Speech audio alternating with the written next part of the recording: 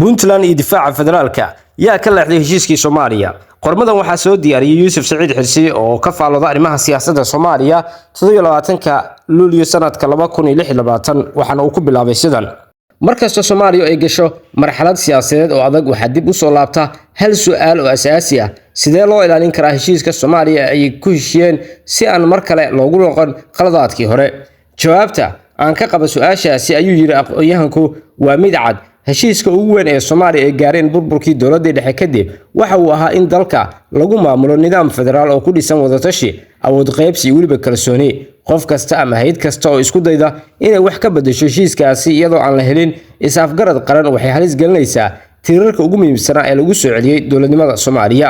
Sida uu qabo Yuusuf Saciid Xirsi, Puntland waxay leedahay taariikh ka horeysay asaaskeedii siyaasadeed 1998. gobolka Bari oo ah gobolka ugu ballaaran Soomaaliya waxa uu qayb ka yahay dhulkii taariikhda lagu xusay ee loo yaqaan dhulkii Uduga, dhul qarniyo badan caan ku ahaa ganacsiga Uduga iyo weliba xiriirka uu lahaa ilbaxnimooyinkii hore. taariikhdaasi waxay muujinaysaa in waqooyi bari Soomaaliya aysan ahayn dhul cusub saaxadda taariikhda marka la eego, balse ay ahayd goob muhiim u ah dhaqaalaha iyo weliba ganacsiga gobolka Geeska Afrika iyo dunidii hore. Sida uu yiri qoraagu, markii dowladnimadii ay dhacday sanadkii 1991 Soomaaliya waxay gashay fowdo aan la qiyaasi karin. magaalooyin badan waxay noqdeen goobo colaadeed, hay'adihii dowladuna waa ay burbureen. xilligaas Boosaaso waxay noqotay magaaladii ugu muhiimsaneed ee lagu soo hirto.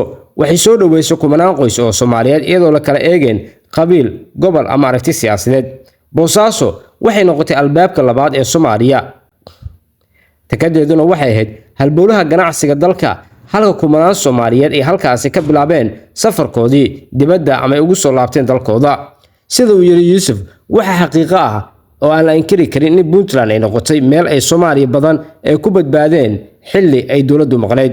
laakiin kaalinta Puntland kuma ekaan martigelinta shacabka Soomaaliyeed. waxay ahayd maamulka kaliya si cad u sheegay inuusan doonayn kala go'a, balse uu doonayo Soomaali mideysan oo dowlad leh. taasina waa sababta ay hormuudka ugu noqotay shirarkii dib u heshiisiinta iyo weliba dadaaladii lagu soo dhisay dowladda Soomaaliyeed. qoraaga Yuusuf Saciid Xirsi waxa uu yiri, markii dowladdii federaalka ku meel gaarka ahayd lagu soo dhisay Kenya waxaa hogaaminayay Allah ha u naxariistay madaxweyne Cabdullaahi Yuusuf Axmed. hogaamintiisu waxay astaan u ahayd dib ugu soo noqoshada dowlad Soomaaliyeed oo ka shaqeynaysa filla Soomaaliya. taariikhda casriga ee Soomaaliya lagama qori karo iyadoo la iska indhitirayo maalintii uu Cabdullaahi Yuusuf iyo weliba Puntland ay ku lahaayeen dib u soo noolayntii dowladnimada. waxaa intaasi ka muhiimsanaa in dowladdii xilligaasi dhalatay lagu dhisay heshiis siyaasadeed oo qeexayay in Soomaaliya ay noqoto dal federaal ah. federaalkana looma dooran inuu yahay nidaamka ugu quman, balse waxaa loo doortay inuu yahay nidaamka ugu macquulsan ee lagu soo afjari karo kalsooni daradii ka dhalatay dowladdii dhexe iyo weliba dagaaladii sokeeye ee dalka. sida uu qabo Yuusuf Saciid Xirsi, sidaas daraaddeed federaalku ma aha sharci kaliya, waa heshiis siyaasadeed. heshiis siyaasadeedna ma sii jiri karo haddii dhinaca kale ahi go'aansado inuu wax ka bedelo isagoo aan helin ogolaanshaha dhinacyadii kale ee heshiiska la ahaa. halkaas ayay maanta taagan tahay dowladda Puntland. aragtida Puntland ma mucaaradayso dowladda federaalka sababtoo ah cid gaar ah ayaa hogaaminaysa.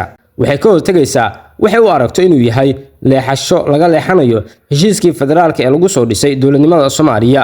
dowladda madaxweynaha waqtigiisu dhamaaday Xasan Sheekh Maxamuud, sida ay Puntland u aragto, waxay qaaday tallaabooyin wax ka bedelaya qaab dhismeedkii lagu heshiiyay iyadoo aan la helin wadatashi qaran oo loo dhan yahay. sidoo kale Yuusuf Saciid Xirsi waxa uu yiri, waxa sidoo kale jira dood siyaasadeed oo ku saabsan muddada sharciyeed ee hay'adaha federaalka iyo weliba baaxadda awoodda ay u leeyihiin isbedelada dastuuriga ah. dadka dowladda dhaliila waxay qabaan in isbedelada waaweyn ay u baahan yihiin heshiis siyaasadeed oo ballaaran, halka taageerayaasha dowladdu ay ku doodaan in tallaabooyinkaasi ay sharci ku salaysan yihiin. kala aragti duwanaanshahan ayaa sii huriyay khilaaf ku dhexeeya Muqdisho iyo Puntland. su'aasha maanta ma aha in Puntland ay saxan tahay in kale. su'aashu waxay tahay, haddii heshiiskii federaalka la jabiyo maxaa bedel u noqonaya? madib baa lagu noqon doonaa nidaam awooddu ay ku ururto hal xarun? ma la iska nitiri doonaa walaaca dowlad goboleedyada? ma la aqbali karaa in heshiis qaran lagu bedelo rabitaanka hal dhinac? haddii jawaabaha su'aalahan aan si miyir leh loo raadin, Soomaaliya waxay halis ugu jirtaa inay dib ugu noqoto marxalad ay siyaasadeedu ay ku bedesho is-aaminaad la'aan iyo weliba khilaaf joogto ah. waxa uu yiri, anigu waxaan aaminsanahay in Puntland aysan difaacin dara maamul oo kaliya, balse ay difaacayso mabda'a iyadoo lafdhabar ay u ahayd markii dib loo dhisay dowladnimada Soomaaliya. taasi macnaheedu maaha in Puntland laga reebayo dhaliil ama aan laga doodin mowqifkeeda. waxay ka dhigan tahay oo kaliya in walaaceeda lagu wajaho dood sharci waliba wadahadal halkii loo fasiran lahaa mucaaradnimo siyaasadeed. sida uu qabo Yuusuf, casharka ugu weyn ee taariikhda Soomaaliya waa in awood lagu kala adkaado ay dhaliso khilaaf cusub, halka heshiis lagu wada qanco uu dhiso dowlad waarta. haddii maanta la doonayo Soomaaliya xasiloon, mideysan oo dowlad adag leh, waa in la ilaaliyo ayuu yiri ruuxii federaalka, wadatashi, is-afgarad iyo waliba is-ixtiraamka heshiisyada qaran. taariikhdu waxay xusi doontaa ayuu ku soo gabagabeeyay in Puntland door weyn ay ka qaadatay badbaadinta dowladnimada Soomaaliya. waxay bari ay xusi doontaa, waxay ku xirnaan doontaa in hoggaanka maanta jira uu doorto wadahadal iyo waliba heshiis, ama uu doorto wado sii fogeyn karta kalsoonida lagu soo dhisay Jamhuuriyadda Federaalka Soomaaliya.